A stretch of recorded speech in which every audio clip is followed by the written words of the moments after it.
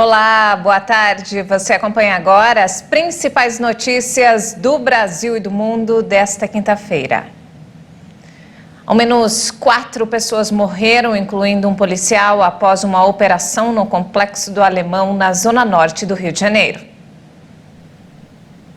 Equipes do Batalhão de Operações Policiais Especiais e da Coordenadoria de Recursos Especiais da Polícia realizaram uma operação com o objetivo de combater o roubo de veículos, carga e de bancos em bairros da zona norte da cidade. Foram mobilizados para o Complexo do Alemão cerca de 10 veículos blindados, um helicóptero e mais de 400 agentes. De acordo com a polícia, criminosos colocaram fogo em objetos e jogaram óleo nas vias para barrar a passagem. A polícia informou ainda que uma base pacificadora localizada na região da Fazendinha também foi destruída pelos bandidos. Nas redes sociais, moradores relataram o desespero e flagraram o momento da troca de tiros entre a polícia e os criminosos.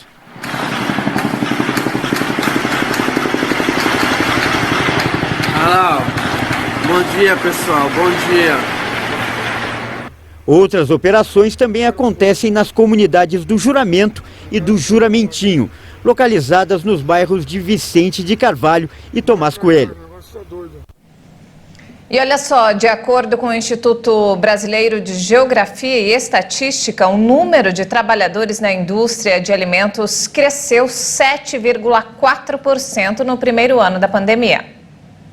As mudanças de hábitos e a imposição de medidas restritivas para conter o avanço da pandemia de coronavírus fizeram a indústria destinada à fabricação de produtos alimentícios contratar mais de 121 mil profissionais e assumir quase um quarto do faturamento do setor em 2020. Os dados apresentados pela Pesquisa Industrial Anual mostram que a evolução da receita líquida de vendas dos produtores de alimentos cresceu 3,6 pontos percentuais na passagem de 2019 para 2020 e passou a concentrar 24,1% do faturamento da indústria brasileira. Em 2011, o setor correspondia a 18,2% do segmento industrial.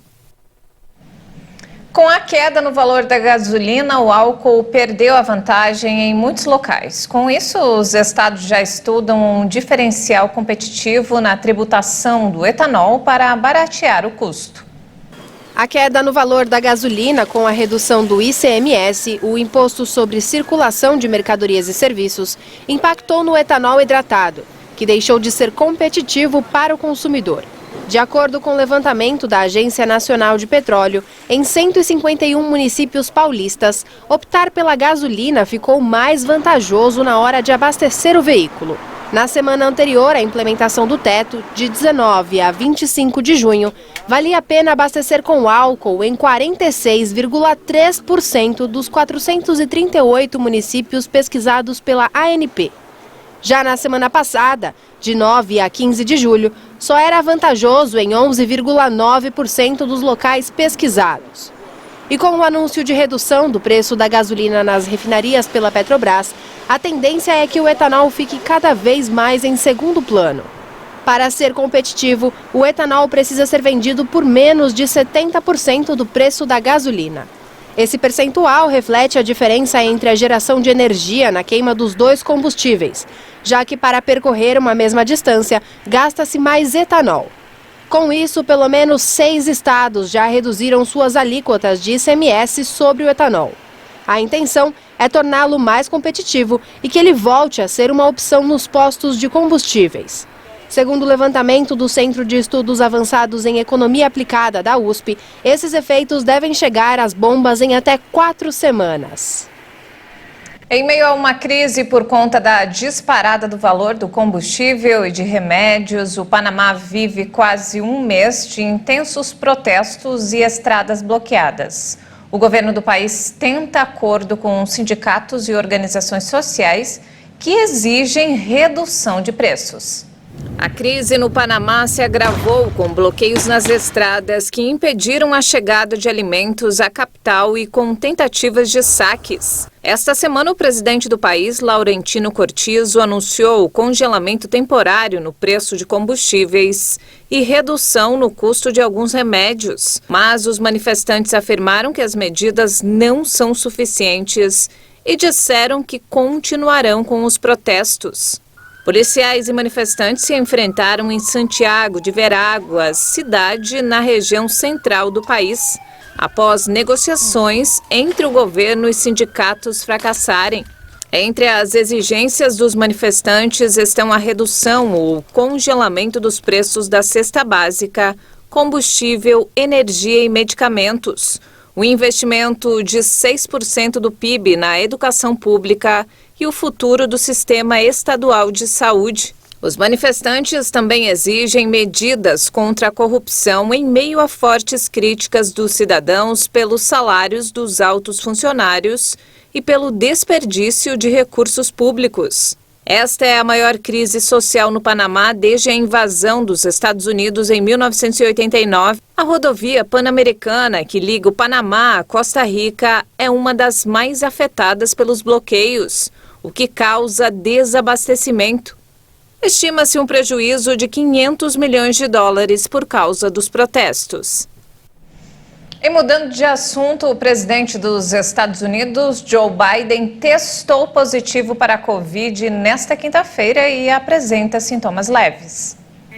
A informação foi divulgada pela porta-voz da presidência, Karine Jean-Pierre, que acrescentou que ele começou a tomar a pílula anti-Covid da Pfizer e vai ficar isolado na Casa Branca até testar negativo. Ela explicou também que o presidente, totalmente vacinado e com 2 doses de reforço, vai continuar assumindo todas as funções durante o período. O último teste negativo para a Covid de Biden foi na terça, depois de voltar de uma viagem ao Oriente Médio na semana passada. O presidente tinha uma viagem programada para os estados da Pensilvânia nesta quinta e para a Flórida na próxima segunda.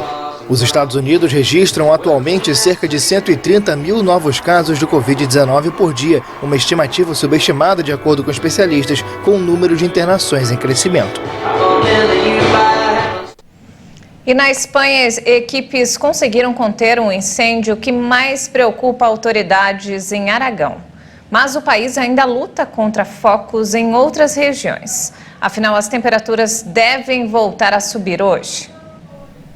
A situação dos incêndios melhorou nesta quinta-feira na Espanha, que conseguiu conter o principal em Aragão, o que permitiu a reabertura da rodovia Madrid-Barcelona.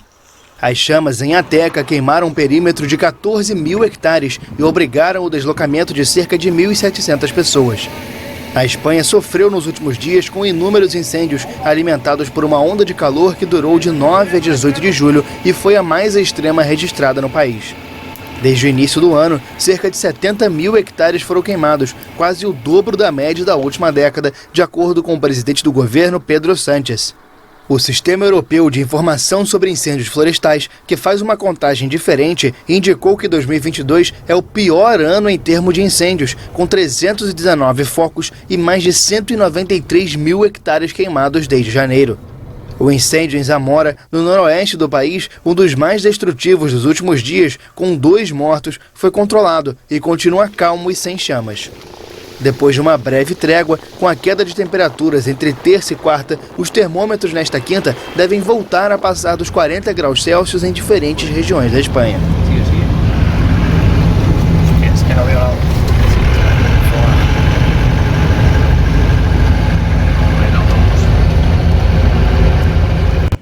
Que loucura, hein? Espero que esse incêndio passe logo. E não temos mais tempo, essa edição fica por aqui. Mais informações ao longo da nossa programação. Obrigada pela companhia.